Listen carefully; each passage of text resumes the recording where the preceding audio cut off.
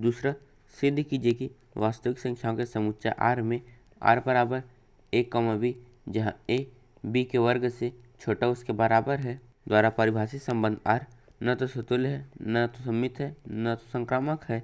तो हमें इसमें सिद्ध करना है कि यहाँ पर ये न तो सतुल्य है, न ही सममित है और न ही संक्रामक है। तो हम यहाँ पर लिखेंगे यहाँ R बराबर a, b जहाँ a का मान b के वर्ग के मान से छोटा उसके बराबर है। तो हम देखते हैं कि यहाँ पर ये सतुल्य है या फिर नहीं। तो सतुल्य होने के लिए a का मान a के वर्ग से छोटा उसके बराबर होना चाहिए। तो किसी भी संख्या का मान अपने वर्ग से छोटा बराबर होता है। जैसे 2 का मान छोटा बराबर होता है 2 के वर्ग से, 3 का मान छोटा बराबर होता है 3 के वर्ग से, लेकिन 1/2 का मान बड़ा होता है 1/2 के वर्ग से। तो यहाँ पर हमें एक उदाहरण ऐसा मिल गया है जहाँ पर a का मान अपने वर्ग से बड़ा है और स्वतुल्य नहीं है। यह सिद्ध करने के लिए एक उदाहरण भी काफ़ी रहता है। तो यहाँ पर इसका मतलब है कि संबंध R स्वतुल्य नहीं है। तो हम यहाँ पर लिखेंगे a का वर्ग a से बड़ा उसके बराबर है, जो सदैव सत्य नहीं है, जिसका मतलब है कि यहाँ पर a, R का अवयव नहीं है, अतः संबंध R स्वतुल्य नहीं है। तो हम उदाहरण लिखते हैं। जब a का मान 1/2 होगा तो 1/2 का मान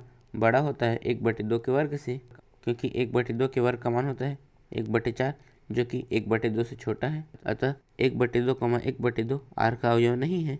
यहाँ पर हम देखते हैं कि सममित है या फिर नहीं। तो हम यहाँ पर लिखेंगे माना a भी R का अवयव है। तो यहाँ पर इसका मतलब है कि a का मान b के वर्ग से छोटा उसके बराबर है। तो अगर ये सत्य है तो इसका उल्टा मतलब b का मान a के वर्ग से छोटा उसके बराबर होगा, वो सदैव सत्य नहीं हो सकता, जिसका मतलब है कि यहाँ पर b, a R का अवयव नहीं है, अतः संबंध R सममित नहीं है। तो हम उदाहरण लिखते हैं जहाँ पर a का मान 2 है और b का मान 5 है। जब हम इसे इसमें रखेंगे यहाँ पर हमें मिलेगा कि 2 का मान 5 के वर्ग से छोटा है, लेकिन 5 का मान 2 के वर्ग से बड़ा है, क्योंकि 2 के वर्ग का मान होता है 4 जो कि 5 से छोटा है। तो यहाँ पर 2,5 R का अवयव है, लेकिन इसका उल्टा 5,2 R का अवयव नहीं है, अतः संबंध R सममित नहीं है। तो यहाँ पर संक्रामक है या फिर नहीं। तो मान लेते हैं कि यहाँ पर a भी R का अवयव है तथा BC भी R का अवयव है। तो यहाँ पर इसका मतलब है कि a का मान b के वर्ग से छोटा उसके बराबर है, तथा इसका मतलब है कि यहाँ पर b का मान c के वर्ग से छोटा उसके बराबर है।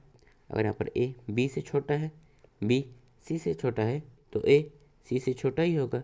लेकिन हमें इसमें सिद्ध करना है कि यहाँ पर संक्रामक नहीं है। तो यहाँ पर a का मान c से छोटा होगा, लेकिन हमेशा छोटा नहीं हो सकता। और अगर यहाँ पर a का मान c से हमेशा छोटा नहीं हो सकता, इसका मतलब है कि यहाँ पर संक्रामक नहीं है। तो हम यहाँ पर लिखेंगे a का मान c के वर्ग से छोटा बराबर सदैव सत्य नहीं है, जिसका मतलब है कि यहाँ पर a, c R का अवयव नहीं है, अतः संबंध R संक्रामक नहीं है। तो अब हम उदाहरण देखते हैं। तो जब a का मान 5, b का मान 3 और c का मान 2 होगा, तो जब हम a b के मान को इसमें रखेंगे तो यहाँ पर 5 का मान 3 के वर्ग से छोटा होगा, तथा हम bc के मान को इसमें रखेंगे तो यहाँ पर 3 का मान 2 के वर्ग से छोटा होगा। तो यहाँ पर 5 का मान 3 के वर्ग से छोटा है और 3 का मान 2 के वर्ग से छोटा है, लेकिन यहाँ पर 5 का मान 2 के वर्ग से बड़ा होगा, क्योंकि यहाँ पर इसका मान 4 होता है जो कि 5 से छोटा है। तो यहाँ पर 5,3 R का अवयव है तथा 3,2 भी R का अवयव है, लेकिन 5,2 R का अवयव नहीं है, जिसका मतलब है कि यहाँ पर संबंध R संक्रामक नहीं है। तो हमने सीधे कर दिया कि यहाँ पर ये न तो सतुल्य है, न ही सममित है और न ही संक्रामक है। इस प्रश्नावली के नोट्स आप नीचे डिस्क्रिप्शन में दी लिंक से डाउनलोड कर सकते हैं और ऐसी वीडियोस के लिए चैनल को सब्सक्राइब जरूर करें। धन्यवाद।